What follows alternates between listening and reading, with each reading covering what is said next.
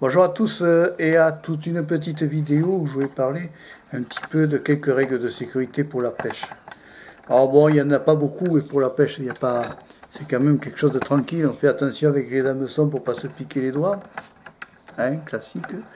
Et puis à la pêche, il va falloir que tu fasses attention aussi à un truc important, c'est ce qu'on appelle les lignes à haute tension.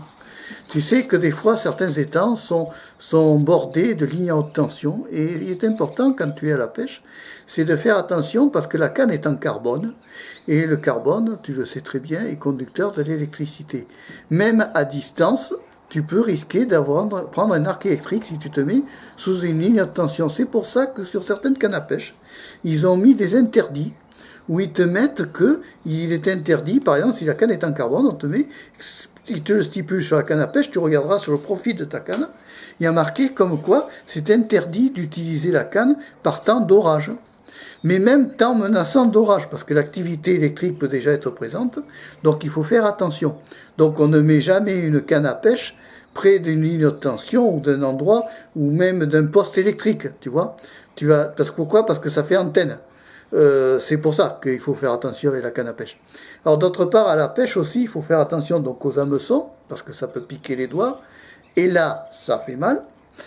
Ensuite, à la pêche, il faut faire attention aussi à ne jamais laisser au sol les perruques. Pourquoi ? Parce que concrètement, quand tu laisses une perruque de fil de pêche au bord du lac, concrètement, ça va être embêtant pour les oiseaux notamment. Pour les oiseaux, pour les chiens, quand ils se baladent, ils peuvent se prendre les pattes dedans, dans la perruque, et puis c'est pas fait pour ça. Donc tout ce qui est perruque, tout ce qui est de perruque de fil de pêche, et tout ça, tu le mets à la poubelle. Tu l'emportes à la maison et tu le mets à la poubelle. C'est tout bête, mais c'est des trucs qu'il faut y penser. Tout ce qui est emballage aussi, qui est vieil emballage, soit d'hameçon, soit d'emballage de leurre ou autre comme ça, tu les mets à la poubelle. C'est des trucs, tu l'amènes à la maison pour les mettre à la poubelle.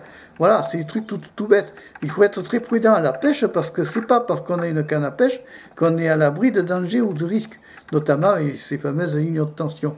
Hein, on ne va jamais sous une ligne de tension avec une canne à pêche, c'est conducteur du courant. On fait attention aussi, même éloigné d'une ligne de tension, tu évites de t'en approcher, parce que l'activité électrique sur le pourtour de la ligne électrique peut amener un problème. Ce sont des règles toutes bêtes. Il y a des choses comme ça où il faut faire attention. Par exemple, on ne met pas de produits chimiques dans l'eau. Hein, on évite. On ne va pas mettre du vin dans l'eau, par exemple, pour faire un appât. Non.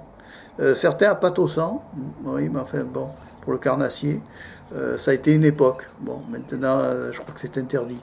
Il y a des choses comme ça où il faut être très attentif. Moi, je vous invite, pour ce qui est des réglementations de la pêche, à aller voir le site de la Fédération française de pêche, enfin, la fédération de pêche de ton département, où tu auras plein de réglementations. N'hésite pas aussi à aller voir le magasin d'articles de pêche, parce qu'il va te dire ce que tu as le droit et ce que tu n'as pas le droit.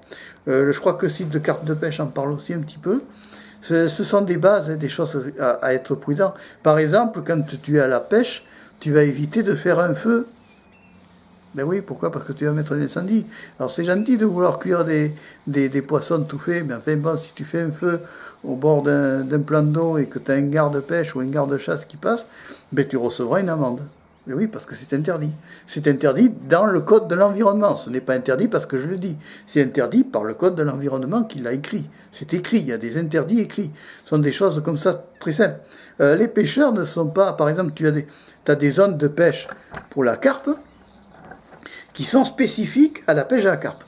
Mais tu ne vas pas aller pêcher en dehors de ces zones, d'accord ? Parce que tu demandes au propriétaire de l'étang, quand tu pars en voyage, par exemple, est-ce qu'il y a une zone autorisée pour la pêche à la carpe ?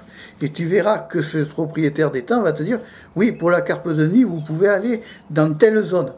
Et cette zone-là a été déterminée exclusivement pour la pêche à la carpe de nuit. Ça veut dire quoi ? Ça veut dire que la gendarmerie en est au courant, ça veut dire que la police municipale en est au courant, ça veut dire que tous ces organismes-là, que le garde-pêche en est au courant, ça veut dire que tous ces organismes-là savent que à tel endroit, tu peux aller pêcher la nuit, mettre une tente et tout ça. Même si la réglementation du secteur, par exemple, dans la zone de la carpe de nuit, tu peux dresser une toile de tente, par exemple.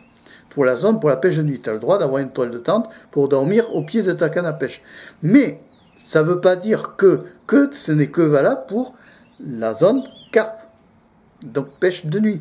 Ça veut dire que si tu vas sur un autre endroit de l'étang, je prends un exemple, tu es dans une réserve, tu te balades, tu as un étang qui borde une réserve de chasse et de faune sauvage, tu es à la pêche, l'étang est pêchable, tu peux pêcher le long de la réserve de chasse et de faune sauvage, mais tu n'as pas le droit de dresser une toile de tente.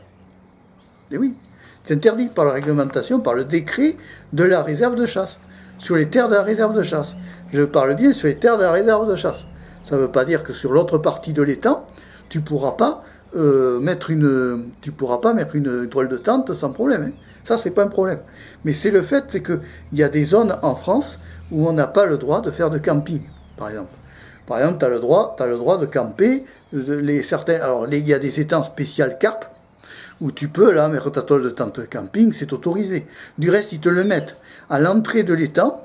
Ils te mettent pour la zone à carpe si tu as le droit ou si tu n'as pas le droit de pêcher.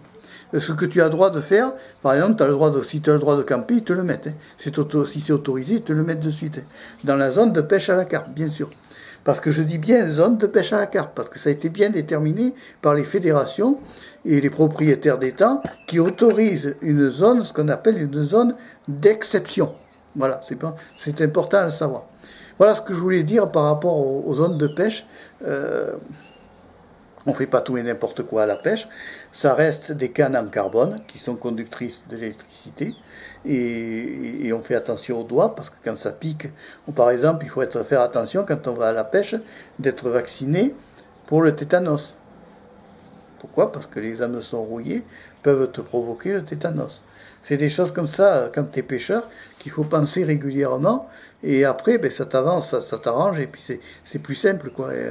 Après, tu demandes. Après, n'hésite pas à aller poser la question au garde-pêche. Il est là pour t'aider. Ce n'est pas ton ennemi en tant que pêcheur. C'est l'ami du pêcheur, au contraire. Tu peux aller demander au garde-pêche qu'est-ce que tu as le droit. Si, par exemple, tu as un étang privé où tu vois un étang et que tu vois qu'il y a un garde-pêche, il y a marqué garde-pêche au bord de l'étang, une zone où il y a marqué garde-pêche, un petit local, va à la rencontre d'abord du garde-pêche, va lui poser des questions, est-ce que j'ai le droit de pêcher ? Qu'est-ce que je peux faire comme pêche ici ? Est-ce que je peux pêcher telle espèce ? Qu'est-ce que vous autorisez ? Est-ce que la pêche est ouverte ? Est-ce que la pêche est fermée ? Renseigne-toi bien quand tu vas à la pêche de savoir les dates d'ouverture et les dates de fermeture. Quand on ne s'en rend pas compte, le temps passe vite, les mois défilent, et puis à un moment donné, tu peux avoir un jour de beau temps, 30 degrés par exemple, au mois de décembre, au mois de janvier ou février, par exemple en février-mars, tu n'as pas le droit de pêcher le carnassier. À part la truite, mars c'est la truite. Mais le brochet, le sandre, la perche et le black bass, chez nous, dans notre département, à partir du mois, fin janvier, ça ferme, et à partir du fin janvier, c'est fermé. Mais c'est fermé pour jusqu'au mois d'avril-mai. Donc ça veut dire que pendant la période de fermeture du brochet, c'est simple, hein, tu vas pas pêcher le brochet, tu vas pas pêcher au lancer. Mais tu peux continuer à pêcher la carpe, tu peux continuer à pêcher aux appâts naturels, tu peux continuer à pêcher les autres techniques de pêche. Mais par contre, si tu attrapes un carnassier et que tu te fais choper avec un leurre en dehors de la période de la pêche au carnassier, et quand la pêche du brochet est fermée, tu vas douiller. Au niveau de l'amande, tu vas la sentir passer. Je te garantis que là, le garde-pêche va être un peu moins aimable. Non, c'est des trucs à y penser. C'est pas grand-chose, mais c'est des choses qu'il faut qu'on y pense, qu'on anticipe. Voilà, il faut anticiper les choses comme ça. Penser aux règles de sécurité aussi à la pêche. Hein. Et puis surtout, penser à laisser propre. Quand on part de la pêche, on nettoie son coin. On nettoie son coin de pêche. C'est pas grand-chose à faire, mais c'est quelque chose qui peut faire plaisir à quelqu'un d'autre quand il revient de la pêche. Là-bas, j'ai des pies, là. Je suis en train de tourner dehors la vidéo, et j'ai des pies qui sont en train de s'énerver entre elles. Enfin, c'est pas grave. C'est la nature, hein. C'est le plaisir. C'est le plaisir de la pêche, c'est aussi le plaisir d'aller au bord du lac, de respirer au bord du lac et de ne pas se mettre la pression. La pêche n'est pas une compétition. Hein. Si tu n'attrapes pas de poisson aujourd'hui, c'est pas grave. Alors attention aussi à certains étangs qui peuvent t'imposer le no-kill. Un conseil, hein, remets-le à l'eau, parce que si tu le garde-pêche, il ne va pas être d'accord. Non, c'est des trucs tout bêtes comme ça, il faut y penser. Si tu as d'autres idées ou si tu as d'autres trucs de sécurité ou d'autres choses à faire, n'hésite pas à le mettre dans la page commentaire, j'aurai plaisir à te lire. Allez, tu peux t'abonner aussi à Pêche à la canne rouge.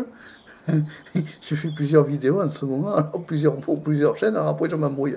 Bon, là c'est Pêche à la canne rouge, je n'hésite pas à t'abonner à la chaîne Pêche à la canne rouge. Et puis je te dis au revoir, à bientôt et à la prochaine pour une vidéo de pêche. Voilà. Allez, ciao. Merci.